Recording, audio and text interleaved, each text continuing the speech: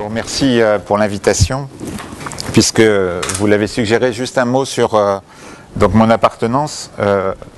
Nous étions jusqu'à cette année Université de Bordeaux 2, et puis il y a eu des regroupements de l'ensemble des écoles d'ingénieurs de Bordeaux, donc il s'est créé un institut polytechnique de Bordeaux, et l'Institut de cognitique auquel j'appartiens est devenu l'École nationale supérieure de cognitique. Ça ne change pour l'instant pas grand-chose par rapport aux recherches du département. Donc notre département d'ergonomie a pour mission de développer des méthodes, notamment des méthodes de conduite de projet qui permettent aux entreprises de faire face, de prendre en compte les questions de travail et les questions de santé dans la conception ou dans la réorganisation alors de nouveaux ateliers, de nouveaux hôpitaux, de nouveaux lycées, etc. On a donc actuellement trois domaines ou 4 domaines principaux par rapport auxquels on fait ça. Il y a une vieille histoire de la conduite de projet architectural, notamment dans le cadre des marchés hospitaliers. Nous avons une activité qui a été développée notamment avec Fabien quand il était à Bordeaux sur les troubles musculo-squelettiques. On est de plus en plus sollicité sur les risques psychosociaux, et puis personnellement j'ai une activité importante dans le domaine des industries à risque, donc des facteurs humains dans les industries à risque et notamment les entreprises classées Céveso. Voilà. Donc le thème officiel de cette conférence est celui qui est affiché là. Comme c'est quand même extrêmement vaste, j'ai pris un petit sous-ensemble de ça qui est de travailler avec vous sur la question des troubles musculo-squelettiques et sur celle des risques psychosociaux,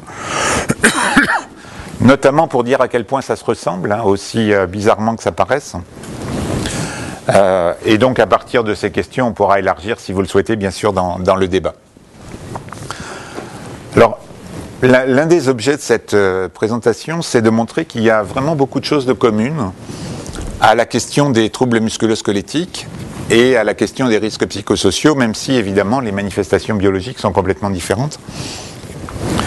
Et pour ce faire, je vous propose d'entrer par quelques minutes sur le fonds de commerce de l'ergonomie de l'activité, donc l'ergonomie qui s'est développée autour de la langue française, mais qui maintenant est présente dans beaucoup d'autres pays du monde.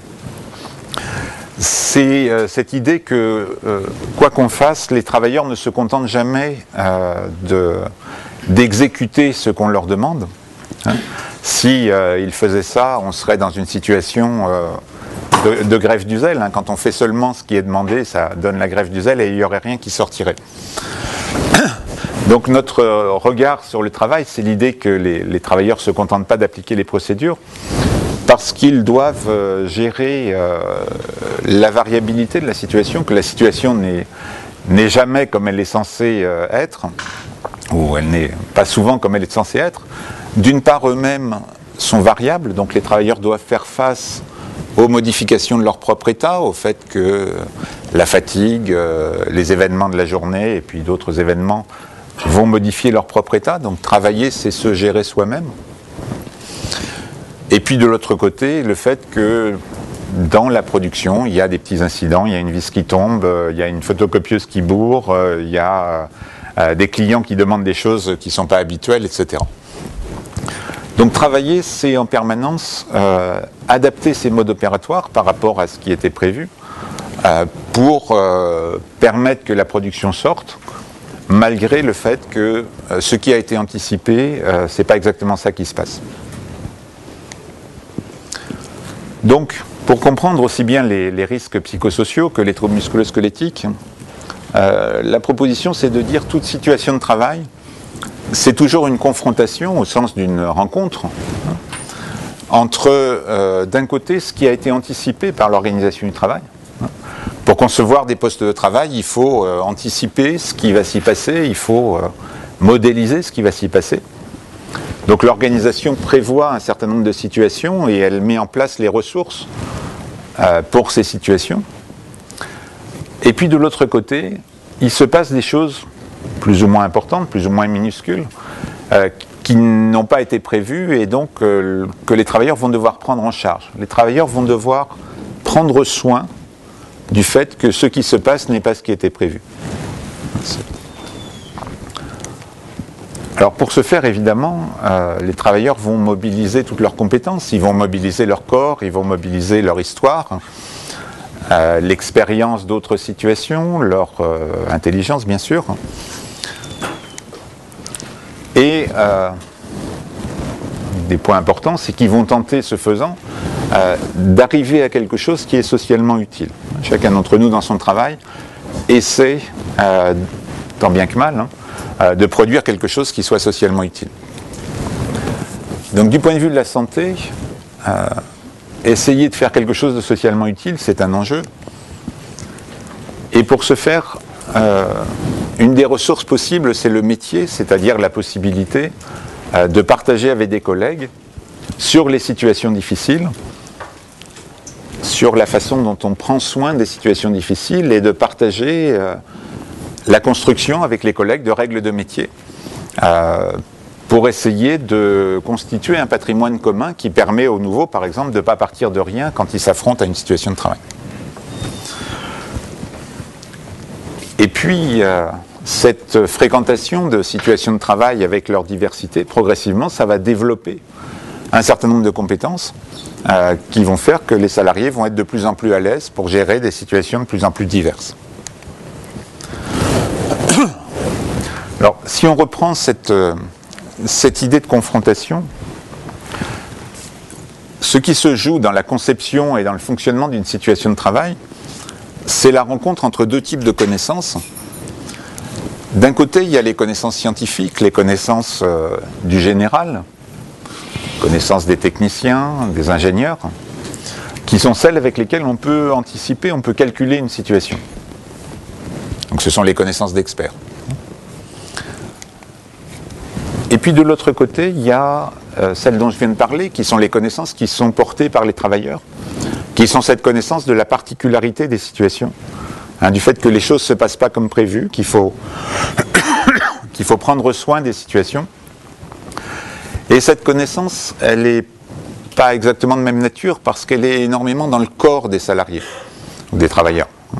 C'est ce qu'on appelle des connaissances incorporées, c'est-à-dire que c'est le corps qui sait, c'est le corps qui sait faire. Vous savez tous faire un nœud de lacet de chaussure, mais si on vous demandait de l'expliquer au téléphone à quelqu'un qui ne sait pas le faire, vous auriez un peu de mal. Donc, face aux connaissances, aux énoncés, aux concepts des experts, de l'autre côté, il y a les connaissances du corps, les connaissances des collectifs. Et les unes et les autres sont nécessaires pour faire fonctionner les situations de travail. Alors, ce qui se passe, c'est que cette rencontre entre les deux types de connaissances n'est pas toujours aussi harmonieuse qu'il serait souhaitable. Et donc, il y a bien des moments où il va y avoir, entre ces deux types de connaissances, des tensions ou des difficultés. On assiste actuellement à un très gros développement des anticipations, des standardisations, des normes, donc qui essaient de piloter la situation de travail à partir du haut, à partir de connaissances générales. Et ce faisant, on assiste d'une certaine façon à un écrasement de la possibilité pour les travailleurs de faire remonter, de manifester leur connaissance des situations particulières, avec un déséquilibre qui s'installe entre ces deux types de connaissances. Alors, dans ce déséquilibre, il se joue des enjeux de production. Par exemple, dans les industries à risque, il se joue d'énormes enjeux de sécurité. Si on fait entièrement confiance aux règles qui sont prévues par les experts pour gérer des situations à risque, et qu'on n'a pas suffisamment investi dans le fait qu'il faut aussi des compétences locales, l'entreprise va se trouver démunie le jour où une règle n'est pas applicable, pour une raison ou pour une autre, et donc on va avoir des enjeux de production, de sécurité. Et évidemment, dans ce déséquilibre, il se joue aussi des enjeux de santé, que je vais essayer de détailler à propos des risques psychosociaux et des troubles musculo-squelettiques. Alors si on commence par les troubles musculo-squelettiques, vous savez que donc il s'agit des pathologies du poignet, du coude et de l'épaule, qui connaissent un développement exponentiel depuis 1991. On est actuellement à plus de 30 000 maladies professionnelles reconnues au régime général de la sécurité sociale. Ça, c'est la courbe du régime général de la sécurité sociale. Ce qui veut dire que si on rajoute le régime agricole, ça fait plus. Mais surtout, ça veut dire que ça, c'est juste les maladies professionnelles qui sont reconnues. Il est assez vraisemblable que l'effectif réel de maladies professionnelles, c'est à peu près 100 000. Voilà. Donc c'est une épidémie qui pose évidemment des problèmes aux salariés qui sont affectés, puisque ce sont des pathologies qui sont douloureuses et qui sont invalidantes. Mais ça pose aussi des problèmes aux entreprises, puisque ces pathologies entraînent de l'absentéisme et entraînent des coûts, notamment les coûts de reconnaissance des maladies professionnelles. Donc la première réaction qui a été mise en place dans les années 90 face à ce développement des troubles musculo-squelettiques, c'était tout naturellement, de façon presque évidente, une approche biomécanique, puisque les articulations souffrent. Il s'agissait de comprendre ce qui se jouait du point de vue mécanique par rapport aux articulations. Et donc très rapidement, on a pu mettre en évidence que les différents facteurs qui étaient en jeu, c'était bien sûr les angles auxquels on fait travailler les articulations, les efforts qui sont en jeu, la répétitivité, et puis pour certaines pathologies, les appuis qui pouvaient conduire à écraser des nerfs ou des vaisseaux. Donc si on prend cette approche, le chemin va consister à essayer, dans une situation de travail donnée, d'évaluer ces facteurs, donc d'évaluer les angles, les efforts, la répétitivité. Il y a des méthodes qui ont été développées pour ça. Et puis, la cible donc, de l'action va être d'améliorer la géométrie du poste pour essayer de limiter les sollicitations biomécaniques du corps. Alors, le problème, c'est que ces approches se sont révélées limitées dans les effets qu'elles ont produits dans l'amélioration des situations de travail. Bien évidemment, l'approche biomécanique est toujours nécessaire, mais on s'est rendu compte que si on se contentait d'une approche biomécanique, les transformations des situations de travail étaient très décevantes et qu'on ne gagnait pas grand-chose par rapport aux troubles musculo-squelettiques. Donc depuis la fin des années 90, il y a eu une énorme réflexion collective en France pour essayer de comprendre les limites de ce type d'approche et puis de proposer des manières de faire un peu autrement. Alors, la première limite de ce type d'approche, c'est que souvent quand on fait une évaluation biomécanique, on va faire l'évaluation biomécanique d'un cycle, vous avez un travail à la chaîne par exemple, on va faire l'évaluation biomécanique d'un cycle standard, donc on va filmer un cycle et puis après on va évaluer les différents facteurs biomécaniques sur un cycle standard. Mais comme je vous disais, un des grands résultats de l'ergonomie, c'est que les cycles standards, ça n'existe pas. C'est-à-dire que dans la vraie vie, les travailleurs vont être confrontés à des cycles qui sont variables, qui sont un peu plus rapides ou un peu plus longs que le cycle standard. Et donc ça va donner des choses comme ça. Donc si vous avez un cycle standard, la pièce se déplace, et donc vous allez agir sur la pièce pendant le temps qui est prévu. Mais une chaîne, c'est une machine à transformer le temps en espace, puisque la chaîne avance à une vitesse constante, donc l'espace c'est la vitesse multipliée par le temps. Et donc si vous êtes dans le temps, vous êtes dans l'espace. Ça veut dire que quand vous avez terminé votre pièce, elle passe au suivant, et puis donc très bien, le suivant va faire sa pièce. Donc si le temps est celui qui a été prévu, l'espace de réalisation du travail est celui qui a été prévu. Si vous avez un cycle où il y a des incidents, vous avez une vis qui tombe, vous avez quelque chose qui se décale, le travailleur va prendre quelques secondes de retard, mais s'il prend quelques secondes de retard, il va prendre aussi quelques mètres ou centimètres de décalage. Et donc si on est dans une situation où les postes ont une longueur qui correspond au temps de cycle, il est dans la zone de son collègue, ce qui en général n'est pas possible. Et donc la seule solution pour faire face à cette situation, ça va être d'accélérer sur place, pour rester dans le temps et rester dans l'espace. Et donc on voit bien que là, du point de vue des risques musculo-squelettiques, le problème n'est pas seulement la durée du cycle, mais cette nécessité d'accélérer pour terminer dans l'espace dont on dispose. Et puis si on a un cycle plus facile, on a terminé avant, et donc le suivant pourrait prendre la pièce, mais évidemment il se passe le même problème, c'est chez son voisin, et donc il ne peut pas commencer. Avec ce type de raisonnement, on se rend compte que ce qui va fabriquer le risque musculo-squelettique, ce n'est pas simplement le temps de cycle et les efforts et les angles qu'il va falloir réaliser, c'est la variabilité, c'est l'existence d'incidents et c'est les marges de manœuvre dont vont disposer les travailleurs pour pouvoir soit accompagner la pièce quand ils ont mis un peu plus de temps, soit remonter et anticiper quand le cycle précédent a été un peu plus facile. Donc si on est dans une situation où il y a un peu plus de marge de manœuvre spatiale, le travailleur de gauche va pouvoir terminer sa pièce sans avoir besoin d'accélérer, ou le travailleur de droite va pouvoir commencer sa pièce sans gêner son collègue.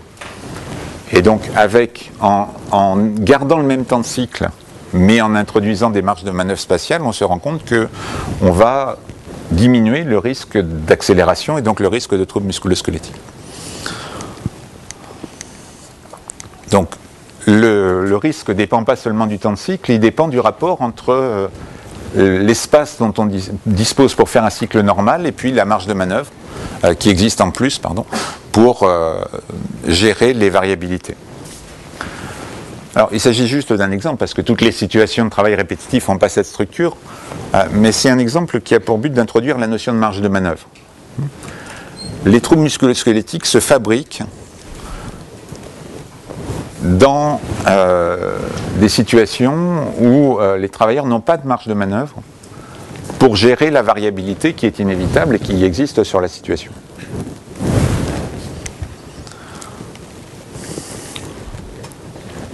Donc à l'origine des troubles musculo-squelettiques, on trouve presque toujours une insuffisance de la possibilité pour le travailleur d'être le maître de ses propres gestes.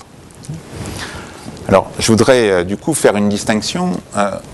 Ce que nous appelons un geste professionnel, c'est quelque chose dont le travailleur est l'auteur, c'est-à-dire que la programmation du geste part de sa compétence et qu'il va développer le geste à partir, disons, de son histoire et de sa compétence. Mais il y a des situations, quand vous servez une machine à un rythme automatique par exemple, où vous n'êtes pas l'auteur de votre propre geste. C'est la machine qui impose, alors c'est plus un geste, c'est qui impose des mouvements. Et du point de vue neurobiologique, la programmation va être complètement différente. Le geste ne part pas de l'expérience de la personne, le geste est une adaptation en permanence de la personne à quelque chose qui est imposé de l'extérieur. Et donc, le point où on en est actuellement, c'est de dire, quand on est l'auteur de son propre geste, quand on est en situation de pouvoir programmer son propre geste, on est du côté protecteur par rapport aux troubles musculo-squelettiques. Par contre, quand ces régulations liées à l'exercice de son travail sont empêchées, quand on n'est pas en situation de pouvoir développer son geste comme on le souhaiterait, on est dans le cas où on subit des mouvements et qui sont imposés de l'extérieur et qui donc vont être beaucoup plus pathogènes.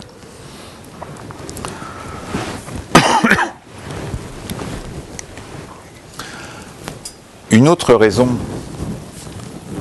pour laquelle l'hypothèse biomécanique est apparue nécessaire mais pas suffisante, c'est les développements qui ont eu lieu sur le rôle du stress par rapport à l'apparition des troubles musculo-squelettiques. Donc, on s'est rendu compte progressivement que les gestes répétitifs ne suffisaient pas à expliquer le stress, parce qu'il y a des situations où... suffisaient pas à expliquer les TMS, parce qu'il y a des situations, par exemple les infirmières, où les gestes répétitifs sont quand même relativement limités. L'essentiel des gestes répétitifs des infirmières, c'est de casser les blisters pour préparer les médicaments, et où il y a quand même énormément de troubles musculo-squelettiques. Donc on s'est rendu compte progressivement du rôle du stress avec plusieurs mécanismes. Je ne vais pas reprendre la biologie du stress, mais la sécrétion de noradrénaline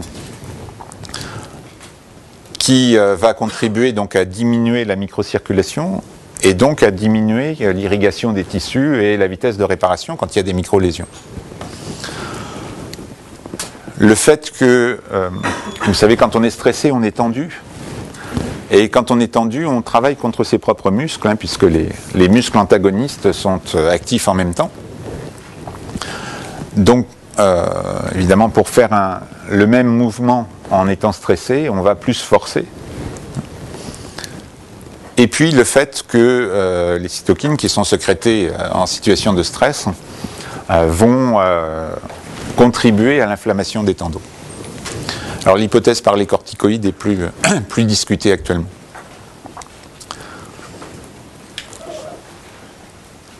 Donc l'équation des TMS, c'est quelque chose autour de, bien sûr, sollicitation biomécanique, du stress, hein, où le stress, c'est la perception qu'on est dans une situation où on n'a pas les ressources pour faire face. Donc la perception de ne pas avoir les ressources pour faire face à la situation et pour quelque chose dans l'apparition des troubles musculo-squelettiques.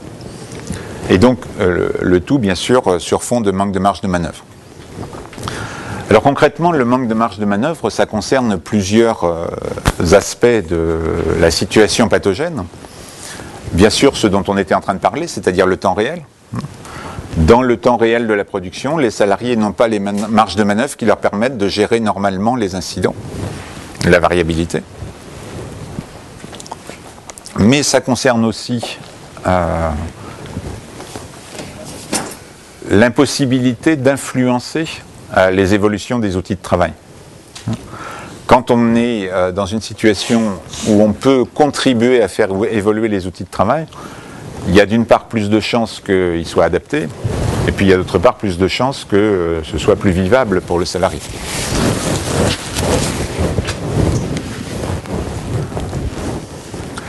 Et puis, une des dimensions importantes de l'apparition des troubles musculo-squelettiques, c'est ce qui s'est joué au moment de l'apprentissage. Alors, je vais vous raconter un film, je n'ai pas le droit de vous le montrer, mais je vais vous le raconter.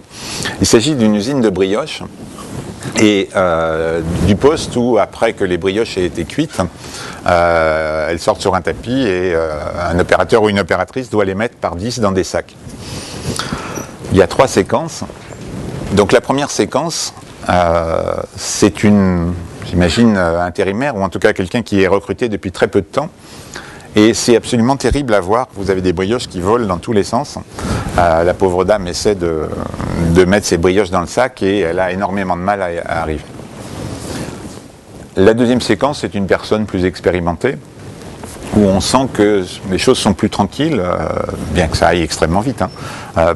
Elle a développé un geste où elle prend les brioches 3 par 3, au lieu d'essayer de les prendre chacune comme le faisait la première. Et puis, ma foi, elle arrive à tenir le cycle. Et puis la dernière séquence, c'est un grand noir gigantesque, et on a l'impression qu'il ne fait rien.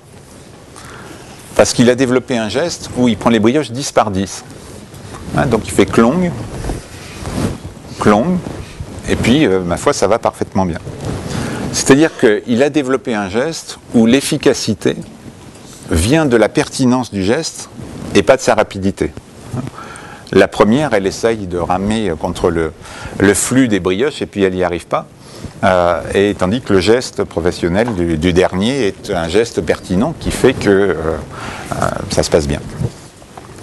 Alors évidemment, on sent bien que si on était capable, lors de l'apprentissage, de permettre aux jeunes qui sont embauchés sur ce poste de commencer à développer un geste qui ressemble au moins à celui de la deuxième personne plutôt qu'à se battre contre les brioches, il y aurait beaucoup moins de risques de troubles musculo-squelettiques. Donc un des enjeux, c'est les marges de manœuvre que les salariés ont au moment de l'apprentissage pour développer un geste professionnel, hein, qui soit un geste pertinent et qui les protège par rapport aux risques musculo-squelettiques. Alors pour l'instant, on parlait des troubles musculo-squelettiques comme d'une pathologie des personnes, et évidemment c'est tout à fait le cas. Mais les troubles musculo-squelettiques, ce n'est pas seulement une pathologie des personnes. D'une certaine façon, c'est presque toujours lié à d'autres symptômes dans l'organisation. Donc les opérateurs dont on parle ont des TMS. Et très souvent, en même temps, on va trouver une situation où l'encadrement intermédiaire, la maîtrise, est en difficulté. Parce que la maîtrise est dans une situation où elle est chargée de faire passer un certain nombre de consignes de façon descendante dans l'atelier, de faire mettre en œuvre un certain nombre de consignes, mais elle n'est pas du tout bienvenue à faire remonter les difficultés qu'elle rencontre. Donc la maîtrise est perçue comme une courroie de transmission. On avait suivi un contremaître dans une usine d'automobile, et le lundi matin à la réunion d'équipe, il signale qu'il y avait une machine qui ne marchait pas bien, qu'ils avaient eu du mal à faire la qualité. Et le chef d'atelier répond: pas de polémique. Bon. Voilà, donc ça veut dire que d'une certaine façon, il n'y a pas de balai balayé quand même. La question des difficultés qui sont rencontrées n'est pas un sujet qui puisse remonter.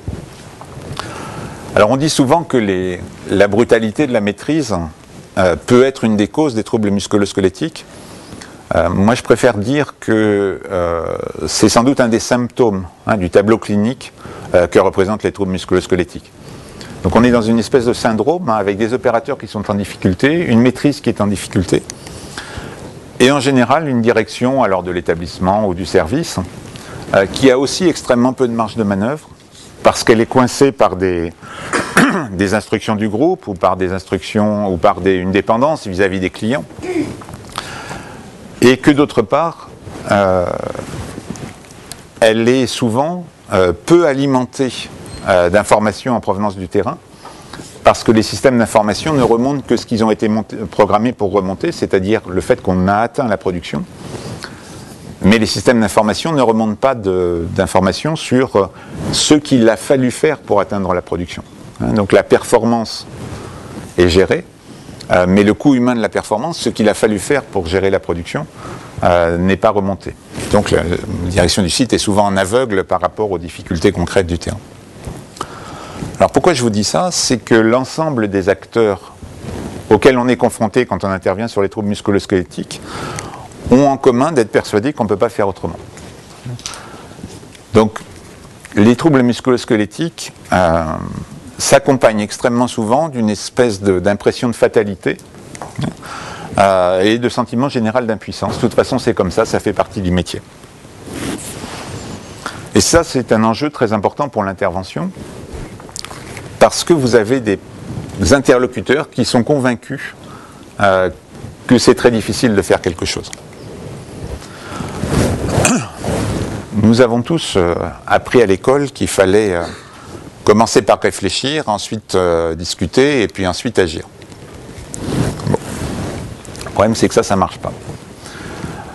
Parce que quand on est dans une situation où les possibilités d'action sont bloquées, il est très difficile de réfléchir sur quelque chose qu'on ne peut pas transformer. Donc c'est, vous savez, un des résultats importants de Piaget, c'est que quand on ne peut pas agir, c'est très difficile de penser. Ou bien Sartre dit, ça n'est pas la conscience d'une situation insupportable qui appelle le changement, c'est la conscience qu'un changement est possible qui permet de se rendre compte que la situation est insupportable. Dit autrement, quand on est dans une situation qui est difficile à vivre, mais où il n'y a pas de perspective de changement, le mieux pour tenir le coup, c'est de se convaincre qu'il n'y a pas de problème. Donc quand les gens sont dans une situation où ils sont persuadés qu'on ne peut pas changer, ils vont développer des défenses qui va les amener à minorer le problème et à leur interdire de réfléchir.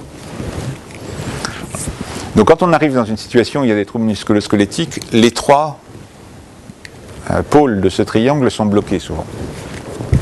Donc les gens ne sont pas en situation de penser qu'il est possible d'agir, et donc il est très très difficile pour eux de réfléchir, et évidemment d'en discuter. Donc si vous avez une intervention classique qui consiste à ajouter de l'information en faisant un magnifique diagnostic et en leur expliquant à quel point les TMS existent et sont graves, ils ne sont pas en situation d'entendre ça. Et tout ce que ça va faire, c'est que ça va contribuer à renforcer les défenses. Donc quand on est dans ce type de cas, il est nécessaire de remettre de l'énergie sur les trois pôles. Et comme ce qui bloque, c'est la possibilité d'action, il va être nécessaire de redonner des marges d'action.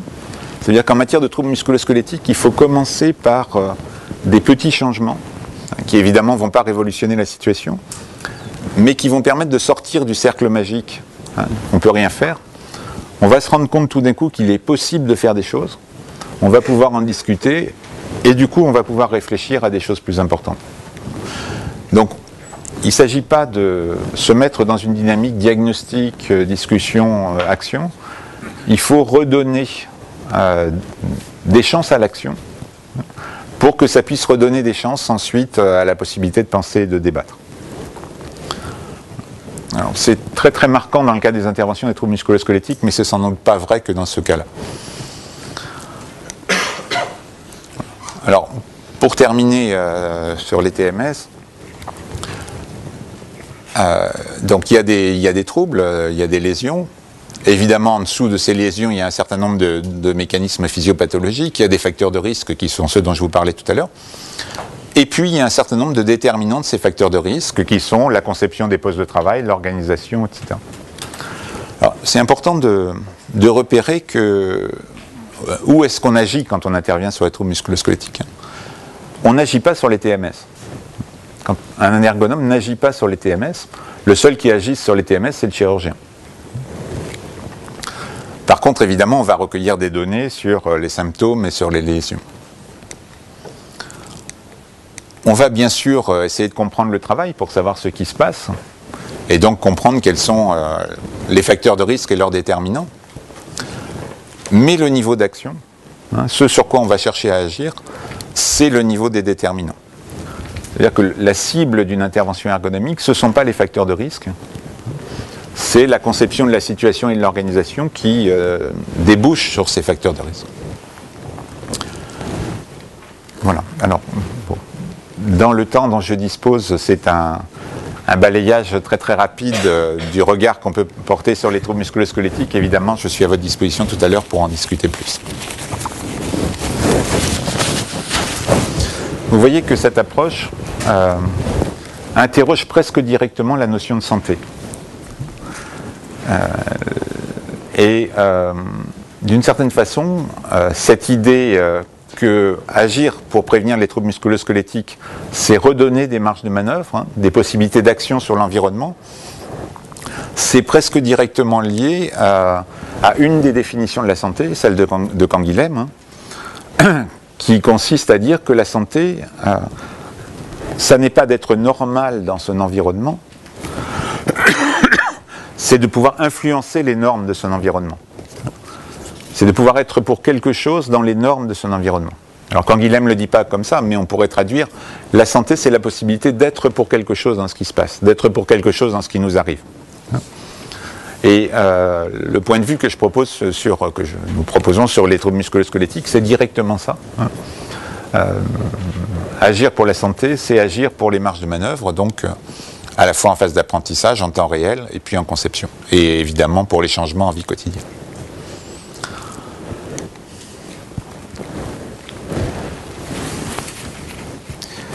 Bien.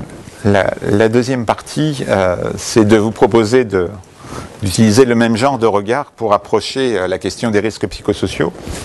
Nous sommes évidemment actuellement sursollicités par les questions de suicide, de souffrance au travail dans les entreprises. Et évidemment, il se pose la question de savoir en quoi les ergonomes sont ou pas légitimes pour intervenir sur ces questions. Alors, de notre point de vue, il y a vraiment un problème d'approche des risques psychosociaux. C'est-à-dire qu'un certain nombre d'approches consistent à faire comme si les risques psychosociaux, c'était une espèce de nuage toxique, au sens où il y aurait une mauvaise ambiance, il y aurait une atmosphère pourrie, et les travailleurs qui seraient pris sous cette atmosphère pourrie seraient intoxiqués. Alors, pour les ergonomes, ce n'est pas la question. Pour les ergonomes, de prendre les risques psychosociaux en termes de mauvaises relations ou de mauvaise ambiance, c'est une espèce de voie sans issue qui conduit à considérer que voilà, c'est les travailleurs les plus fragiles qui sont pris dans le nuage, qui sont affectés. Pour nous, risques psychosociaux, c'est quelque chose qu'il faut prendre au sens propre. Hein. Les risques psychosociaux, ce sont les risques qui résultent d'une confrontation entre les exigences de notre fonctionnement psychique, d'être humain, et puis les exigences de l'organisation. Donc qu'est-ce qu'il y a dans le fonctionnement psychique qui est mis en difficulté dans une organisation donnée?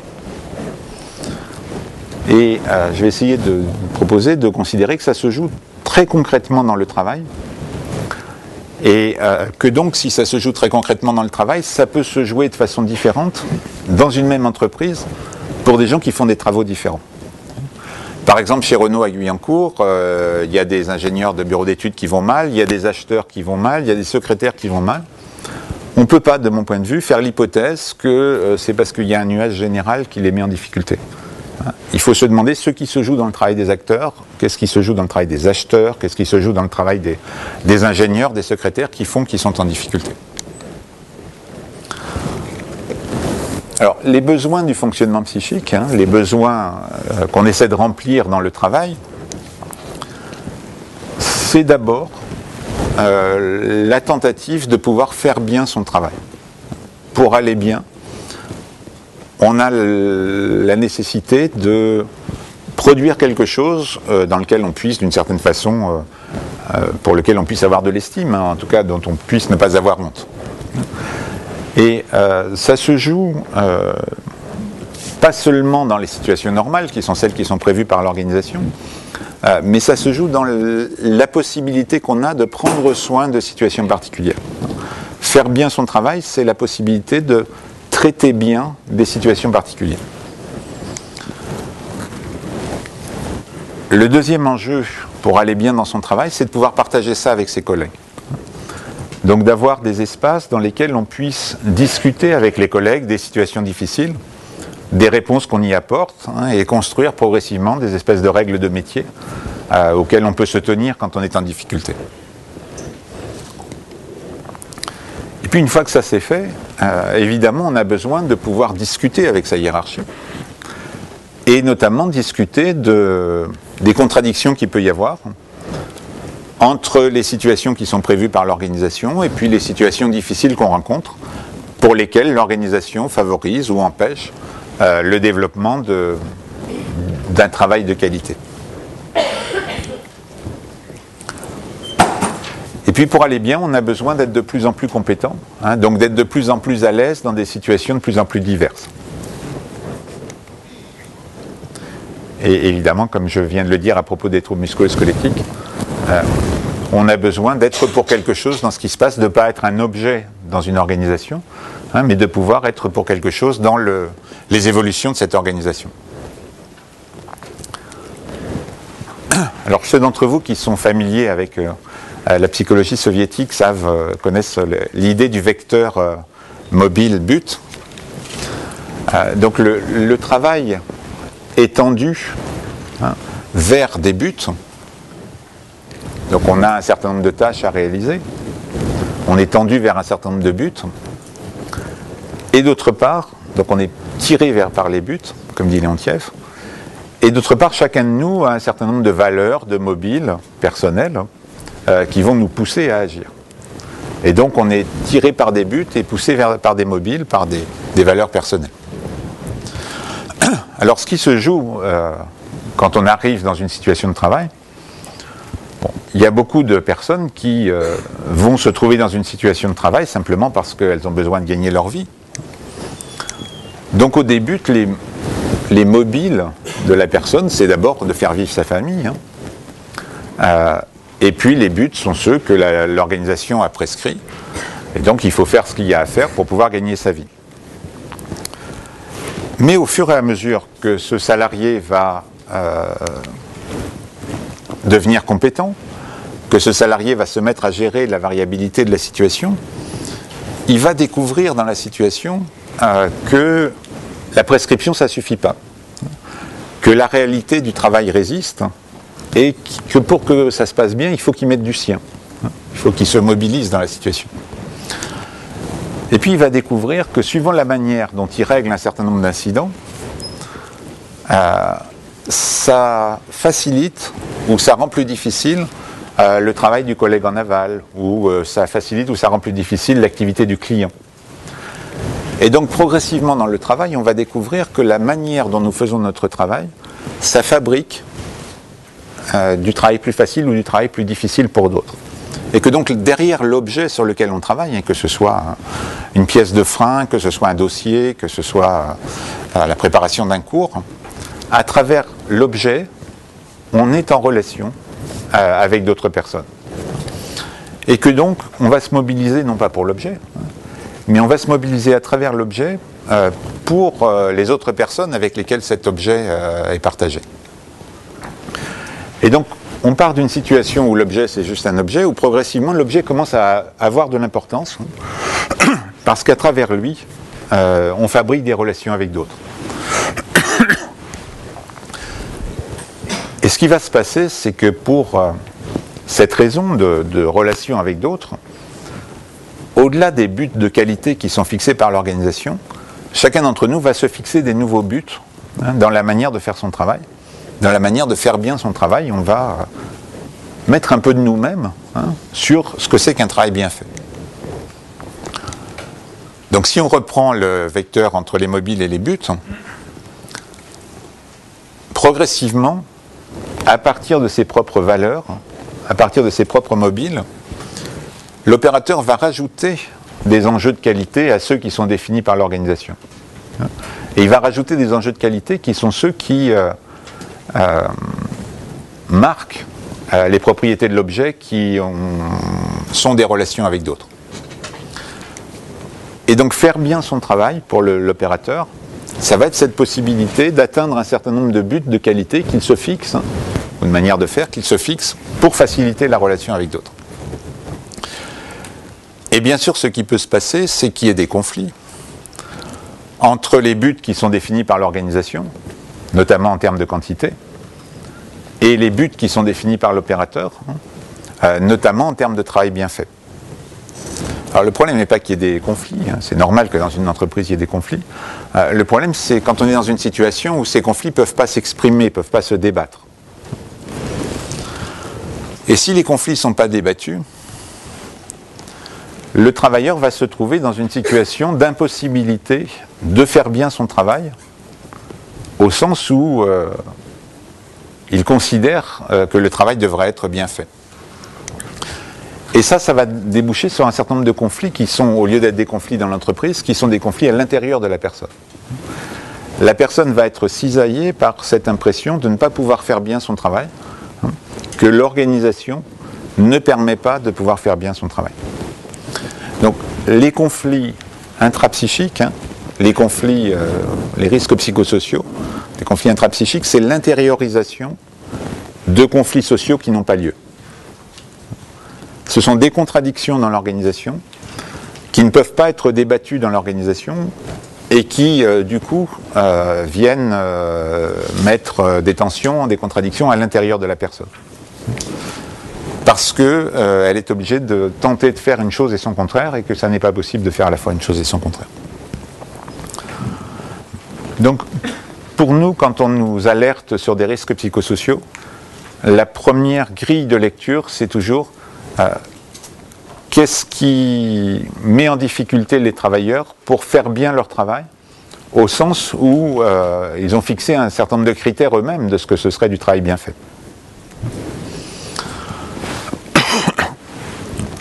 Vous savez, Yves Clos dit on souffre pas seulement de ce qu'on fait, on souffre de ce qu'on voudrait faire et qu'on n'arrive pas à faire. Et donc les risques psychosociaux se jouent dans cet espace de ce qu'on voudrait pouvoir faire bien et qu'on n'arrive pas à faire. Alors, très souvent, vous allez être confronté au fait qu'il y a un conflit entre deux personnes. Et alors, mettons que B est le chef de A, et A dit « Mon chef, il fait rien que de m'embêter. » Bon. Si on prend le conflit comme ça, on n'en fera rien.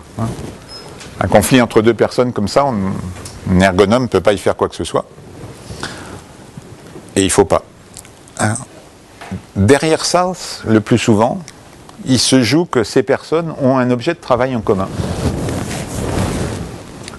Elles sont pour partie en train de travailler sur quelque chose qui a à voir. et que la logique de travail bien fait dont est porteuse A n'est pas la même que la logique du travail bien fait dont est porteuse B. Et donc, ce qui se joue, en fait, dans le conflit entre les deux personnes, c'est un conflit entre des logiques de l'entreprise qui n'est pas débattu comme tel, qui n'est pas arbitré comme tel, et qui se traduit par des tensions entre les personnes intériorisées, sans que personne n'en soit plus capable d'identifier que la cause est dans des conflits de logique dans l'entreprise. Alors il y a un grand classique très ancien de ça, qui ne débouche pas forcément sur des risques psychosociaux, c'est la production et la maintenance. À peu près n'importe où, il y a des conflits entre la production et la maintenance, parce que pour la production, une bonne machine, c'est une machine qui tourne, et que pour la maintenance, une bonne machine, c'est une machine arrêtée, pour pouvoir travailler dessus. Donc si on est dans une organisation qui a arbitré ça et qui a prévu les moments où on arrête, les moments où on n'arrête pas, il n'y aura pas de problème. Mais si on est dans une organisation où les gens doivent en permanence négocier quand c'est qu'on arrête les machines, ça va se terminer par des conflits interpersonnels entre les gens de production et les gens de maintenance, alors que le problème est un problème de conflit de logique.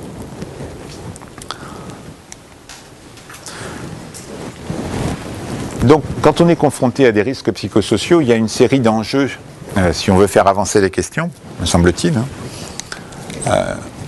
Le premier enjeu, c'est de comprendre le travail, donc pas l'ambiance, pas l'atmosphère, le travail, et de comprendre quelles sont les contradictions que les travailleurs rencontrent dans le travail, entre notamment leurs propres critères de qualité et puis les critères de qualité qui sont portés par l'organisation. C'est pas le hasard si très souvent ces conflits, ces risques, enfin ces troubles psychosociaux surgissent au moment des évaluations annuelles. Les évaluations annuelles, c'est un moment de rencontre entre les critères de qualité qui sont portés par le management, qui sont de plus en plus des critères numérisés avec un certain nombre de ratios qu'il faut atteindre. Et puis dans les pires des situations, le fait que le manager ne peut mettre qu'un certain nombre de bonnes notes. C'est-à-dire que, voilà, dans la salle, par construction, il n'y a que 20% d'entre vous qui êtes bons. Le manager n'a pas le droit d'en déclarer plus de 20% bons. Et puis de l'autre côté, vous avez un salarié qui essaie désespérément d'expliquer qu'il y a eu des situations difficiles, qu'on a dû traiter des situations inhabituelles, etc. Mais si, comme c'est de plus en plus le cas, le manager ne connaît pas le métier, ça tourne au dialogue de sourds, et les ratios ne sont pas bons, ils ne sont pas bons. Voilà.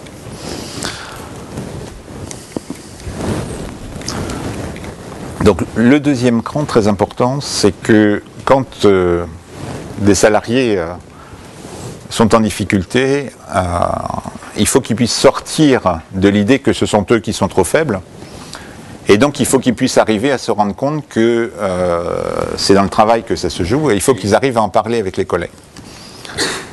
Or ceci c'est quelque chose de compliqué, parce que quand on ne peut pas faire un travail de qualité, un certain nombre de salariés vont avoir honte de ce qu'ils sont amenés à faire. Par exemple, c'est très fréquent en gériatrie. Les aides-soignantes ont honte de la façon dont elles sont obligées de traiter les personnes âgées. Mais la honte, ce n'est pas un sentiment qui se partage. Donc quand on est en colère, ça peut se partager avec ses collègues, mais la honte, ce n'est pas un sentiment qui se partage.